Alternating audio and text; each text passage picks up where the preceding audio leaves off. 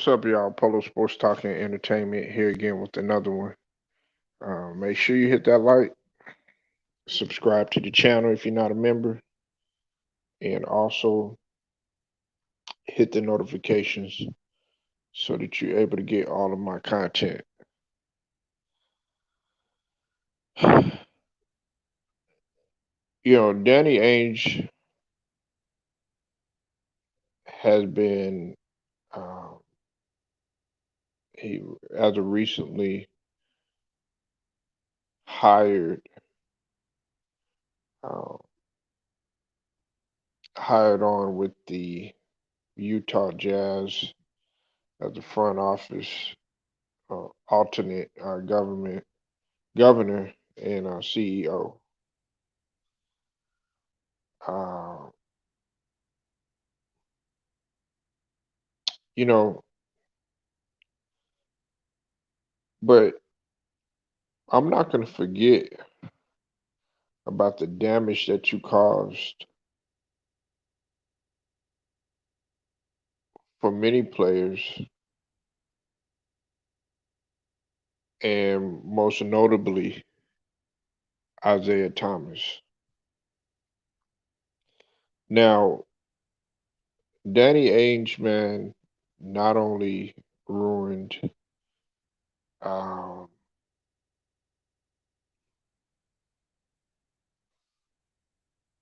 Isaiah Thomas's career. Okay, he had the reputation for running guys to the ground, um, using them up and, you know, uh, making just bad choices all around when it came to him being in the front office. Um,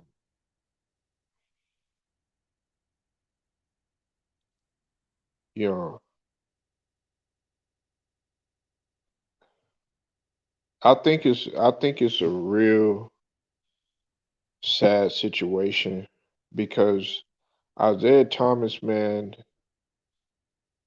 he gave everything to that organization, the blood, sweat, and the tears that he had put in. Because people forget that Isaiah Thomas, before he had even got to the Boston Celtics, people forget that Isaiah Thomas was was already, you know, a pretty good player coming to them. They act like they were getting somebody that wasn't that could not score. Because he started off, with the Kings, with Sacktown, and then he started to evolve and stuff. You know, um, he eventually became that 20-point guy. And then he had a short little stint while he was in Phoenix or whatever. He was still pretty solid in Phoenix. But then while he was in Boston, you know what I'm saying, it just began to emerge and blow up. Even, damn near putting up 30 points a game. But then after that, once he experienced the death of his sister, in which I don't think Danny Ainge truly cared about. He only cared about the games, even though Isaiah Thomas wanted to play. I really don't think he really cared. Much like many guys in the front office and all these businesses and stuff like that, until it happens to them. He was playing hurt, playing with it. His hip was messed up, and you ran him to the ground, much like what you did with um, Kimball Walker, you did the same thing to KG. You uh, you pretty much just ran these guys to the ground and used them up until they weren't valuable anymore. Now, KG was the type to play hurt anyways. You know what I'm saying? He gave everything to the organization. You know what I'm saying? That's why I feel like KG deserves a position within that organization either, but they show him more love in Boston than they would in Minnesota, believe it or not, because he was able to bring a chip there.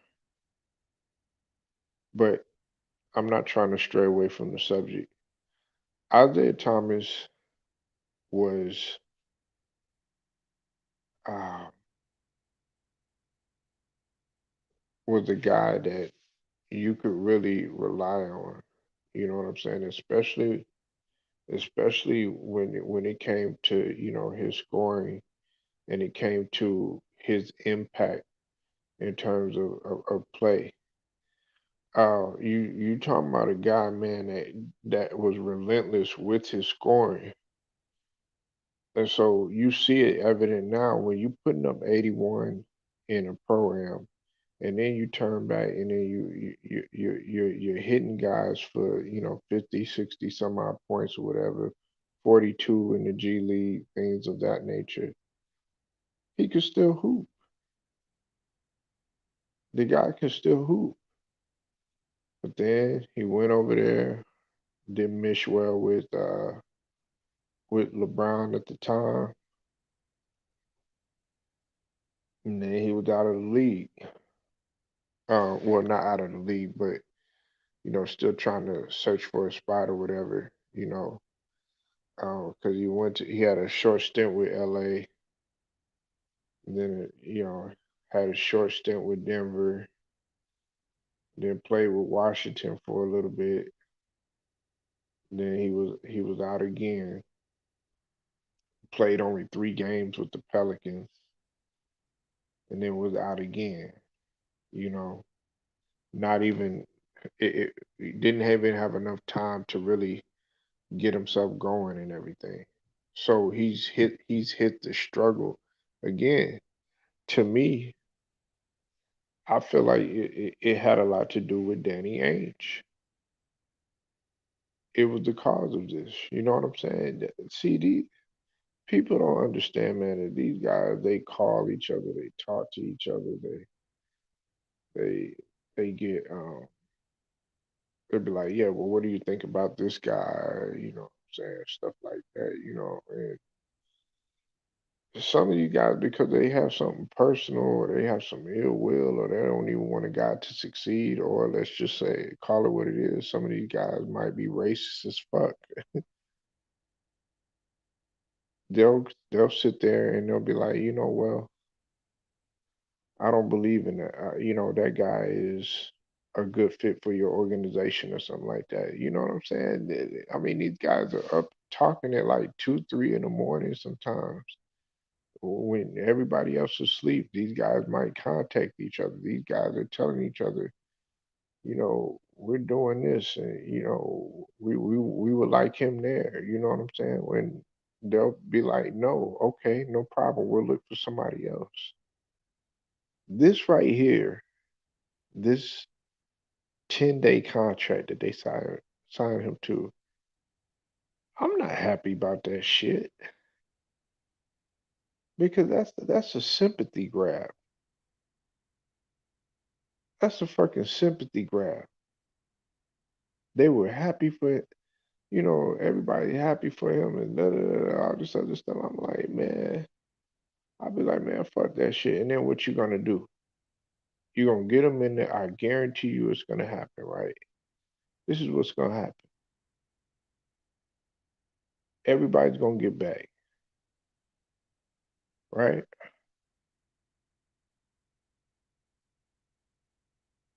They ain't gonna be like, we can't use you anymore. I can guarantee you. I hope I'm wrong, but I can guarantee you. I'm making a prediction right now.